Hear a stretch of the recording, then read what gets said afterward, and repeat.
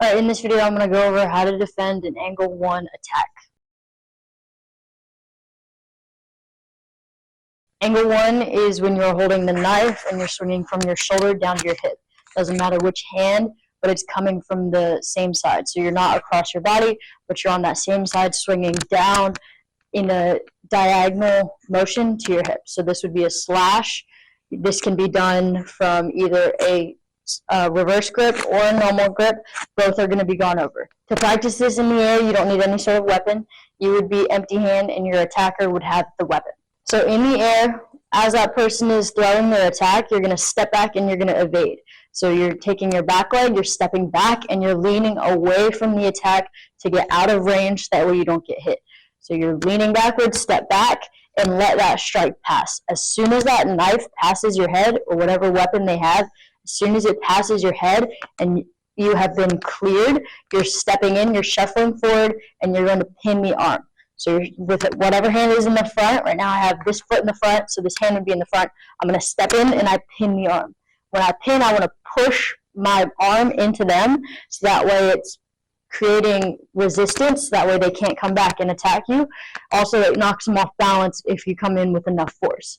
So after I step back and I evade, when I step in and I pin the arm, that can knock them off balance, but it's also going to maintain control so they can't come back and attack you.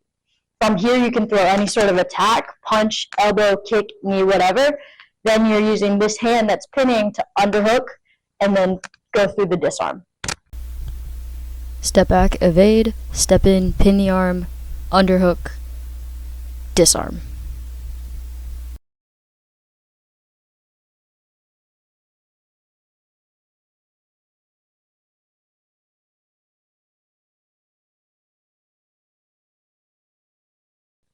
So imagining a real weapon, this would be the sharp part. Whenever you're doing any sort of disarm, you want to make sure that your hand doesn't go around and grab the blade, because obviously you would cut your own fingers and that would hurt. So you're going to the dull side of the blade, you're cupping your hand around the back side of it, and you're twisting and pulling out. When you're disarming the blade, whether it's in a normal grip or a reverse grip, you want to make sure that you're disarming and pulling the blade to where the gap is. So the weakest point of the grip is in between all the fingers and the thumb. So you don't want to turn the blade towards the hand right here. You want to disarm towards the gap. So if I were to disarm from this grip, I'm cupping my hand around the back of the blade so that way nothing is touching the sharp part, and I would hold on to this and I'm twisting and pulling out in between the thumb and the fingers. In a normal grip, it's the same thing. You're grabbing around the blunt side, the back side, and you're pulling and twisting out of the grip. That is a disarm that you can do from any sort of position. In the air, you can also practice deploying your weapon. So after you step back, you evade that strike, you step in, you pin the arm, throw some sort of strike, go through and disarm. At any point, you can pull your weapon and use it to attack. So after I step back and I step in to pin the arm, as I step in to pin, I can go to my pocket, deploy my weapon, and step back and strike, and not even disarm.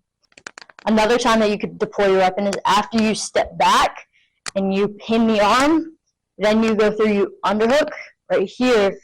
As you go to disarm, when you go to disarm their blade, you reach for your own weapon and attack after you've taken their weapon from them. For things like this, you want to throw as many strikes as you can, wherever you can, whenever you can. This is going to lessen the likelihood of them coming back to retaliate after you do some sort of defense. One last time in the air, you're stepping back, getting away from that strike, stepping in, pinning the arm. This hand goes under, hooks, holds it tight to your body. The other hand comes around, grabs the back side of it, twists it out. You can come through, attack, you can use their weapon, attack, kick, any sort of strike. Now we're going to go through the defense from angle 1 in a reverse grip. So this is where you're holding the weapon where it's pointed downwards. This would be more of a thrusting motion. So this isn't necessarily a slash. This is me coming straight down in a stabbing motion. So for this, how this disarm works is you're using your arm to hook right here on the side of the blade, and then you are twisting the blade out as you throw the arm, and it comes in between the grip. Unlike when you're doing this with a normal grip, you're stepping in as your first move. So when they come down for that attack, you want to step in as close as possible to get away from that blade. From here, this hand opens, you're grabbing at the wrist, and you're snapping your elbow in, and you're turning their hand, and you would throw their hand that way. As soon as you do that, since this hand is down, you want to use your other hand to strike, and your hands come back to your head.